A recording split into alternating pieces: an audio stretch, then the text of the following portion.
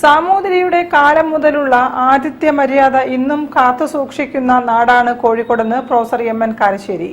O. സുഗുണന്റെ Europe അനുഭവം Austria, Germany, France എന്ന പുസ്തകം പ്രകാശനം ചെയ്യുകയായിരുന്നു അദ്ദേഹം.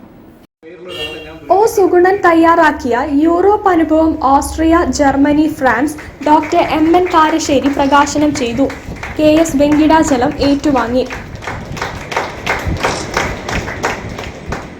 എന്നാലും ഇവിടെ എത്രയൊക്കെ കുരുമുളകുണ്ട്, റേപ്പട്ടയുണ്ട്, ഏലമുണ്ട്.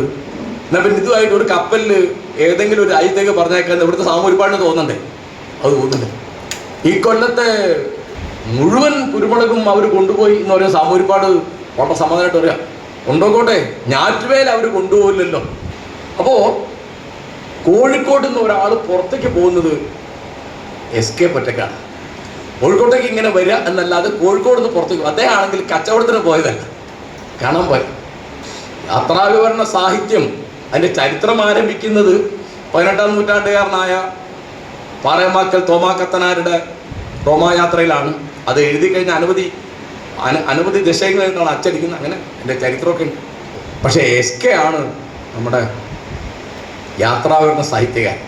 പിന്നൊരു സാഹിത്യകാരൻ കൊള്ളാവുന്ന, ഒരു പക്ഷേ എഴുത്തിൻ്റെ കാര്യത്തിൽ എസ്കെ തന്നെ തോൽപ്പിക്കുന്ന തരത്തിൽ ഒരാൾ വന്നത് ചിന്തരവിയാണ്. അയാളും കോഴിക്കോട്ടുകാരനാണ്. എസ്കെ 82-ൽ മരിച്ചുപോയി. ചിന്തരവി 2011-ൽ മരിച്ചു. പിന്നെ സാധാരണ നമ്മൾ ഓർക്കാത്തൊരു കാര്യമാണ്, M.T. വാസുദേവൻ നായർ ഒരു സഞ്ചാര സാഹിത്യകാരനാണ്. അദ്ദേഹം ധാരാളം സഞ്ചാരകൃതികൾ എഴുതിയിട്ടുണ്ട്. വളരെ പ്രധാനപ്പെട്ടത് ആൾക്കൂട്ടത്തിൽ തനിയാണ്. കഥാകൃത്ത് UK കുമാരൻ അധ്യക്ഷത വഹിച്ചു. Doctor C. Raveendran, P. Koya, P.K. Dayanandan, Vagbhatananda Gurudevar സ്മാരക വായനശാല president Vipin P.S. Malabari, C. Surendran എന്നിവർ പ്രസംഗിച്ചു.